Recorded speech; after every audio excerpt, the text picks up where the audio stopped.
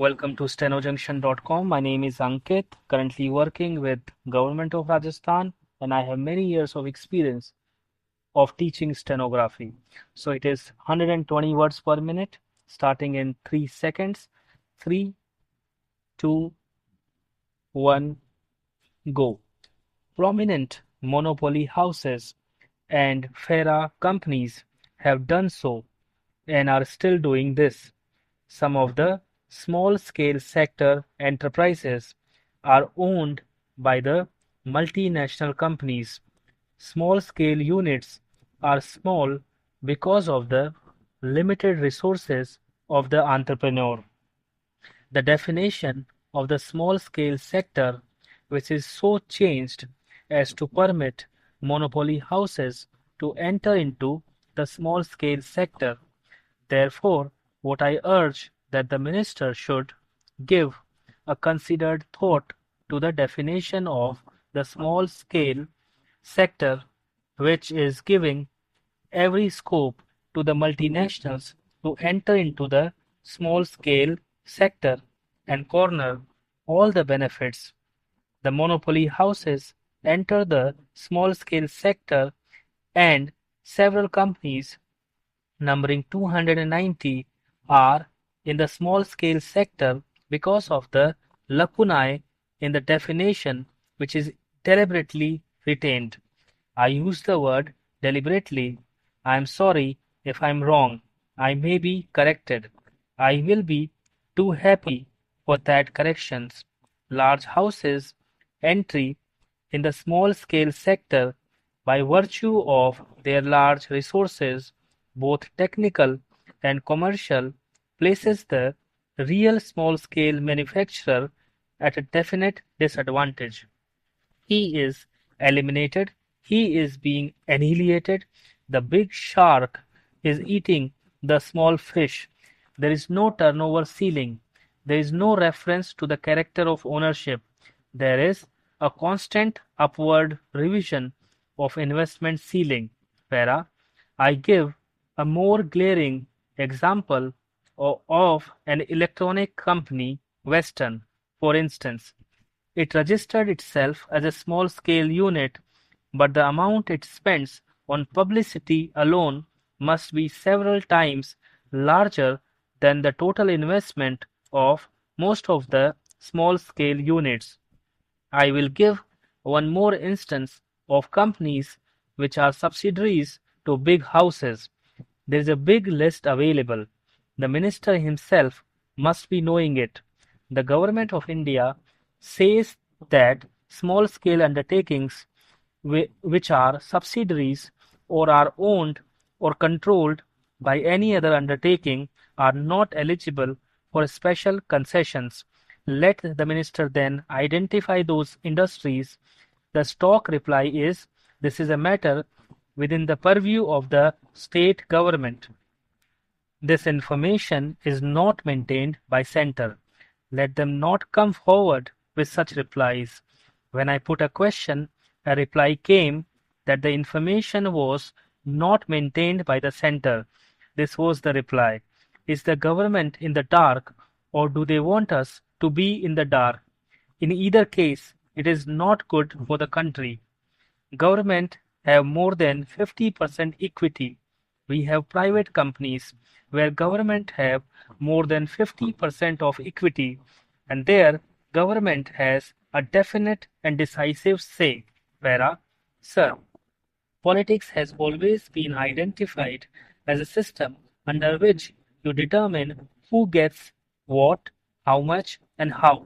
Politics is concerned with the distribution of assets, resources, and goods and services of the society. But politics in our country has been reduced to a game of competitive acquisition, and we politicians perhaps are very acquisitive animals. We are always confronting each other in order to get wealth, very hopefully for our states, for our regions, for our communities, a bigger share of the cake.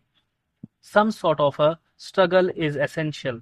Certain degree of competition ought to be there, but when it is carried to a point where we start encroaching upon the legitimate aspirations of another region of our country, then perhaps we give rise to a situation which does not augur well for harmony, to which my friend referred. Para, sir, we have two ways of looking at the problems that are with us today.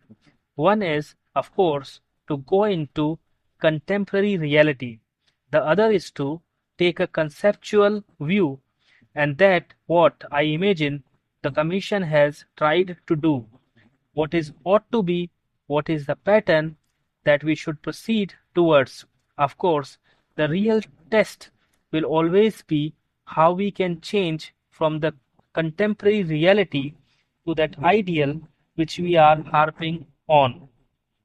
But the tendency that we find today, whether it is the central government or the state government, the overall tendency over the last 50 years has been that every political party in our country and every political leader has been speaking in terms of decentralization of power, keeping in view that surrender is the ultimate test.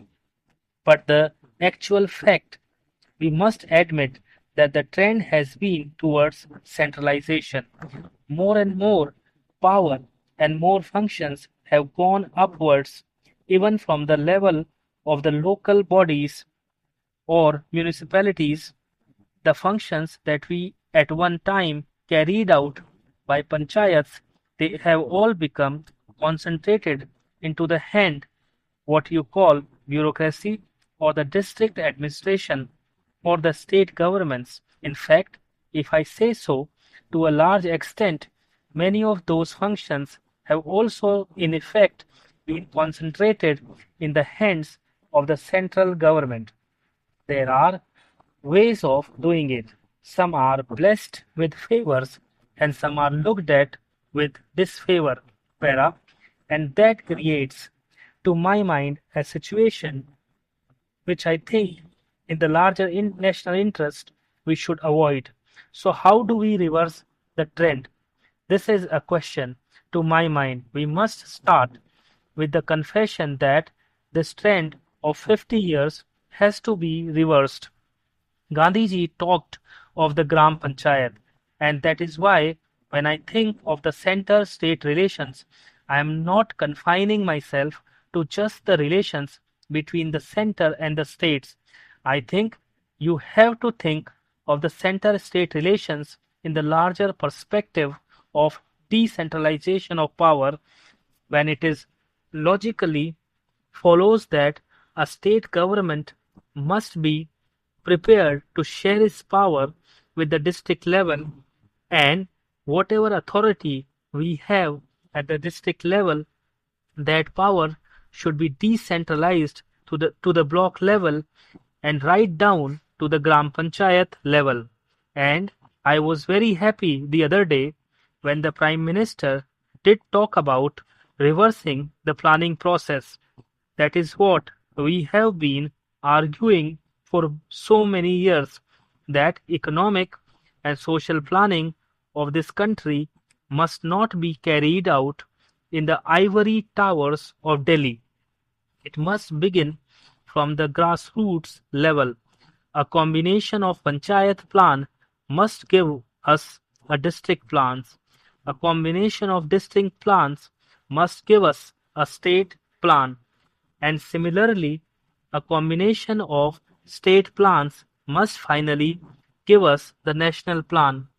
Of course, I am not taking into considerations those specific areas of authority in which, for example, the center is supreme.